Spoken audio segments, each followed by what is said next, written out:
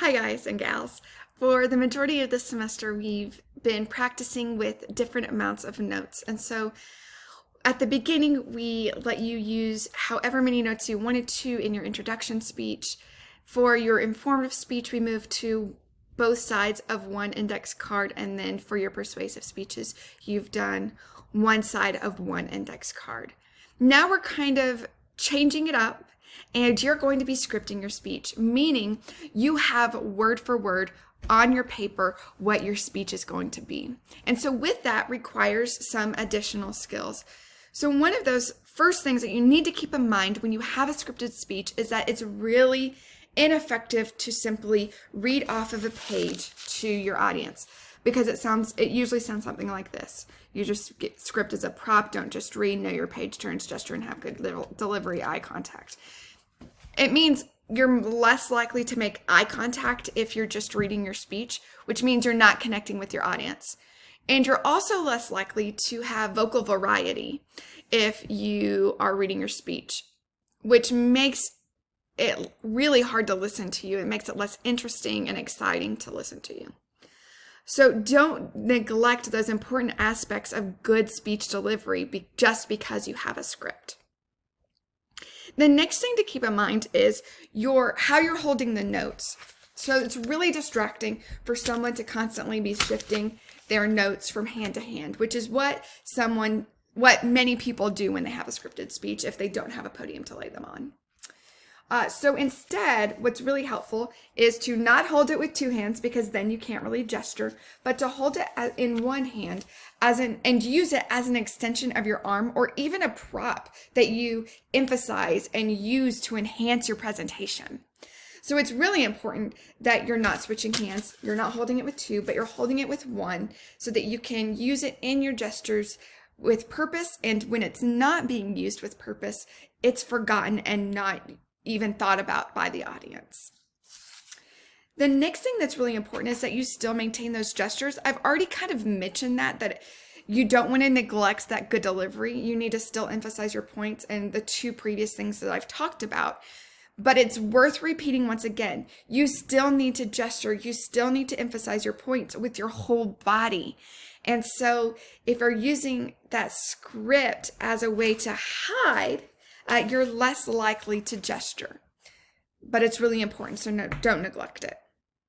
Finally, you need to be really mindful of your page turns.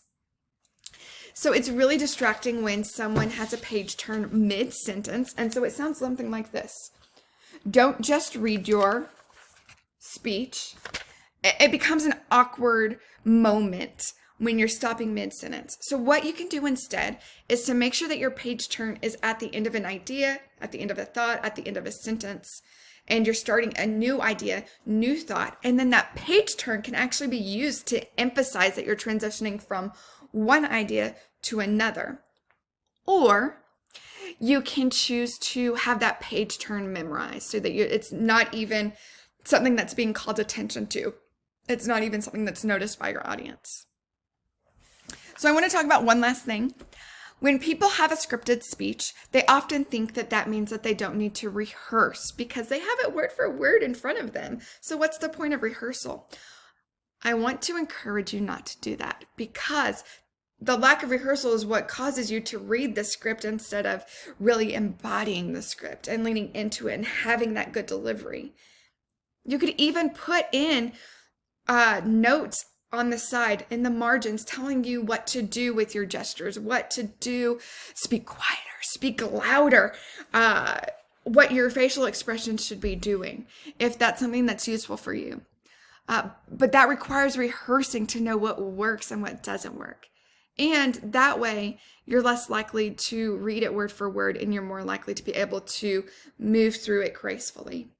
But through that rehearsal, make sure that you're not just memorizing it, because when we memorize a speech, we're more likely to get hung up when we do forget even just a word than we would if we just knew the speech. Knowing and memorizing are two different things, because knowing allows you to adapt as you make mistakes and to just keep rolling with the punches, to be able to use whatever language that you needed to and felt appropriate in the moment.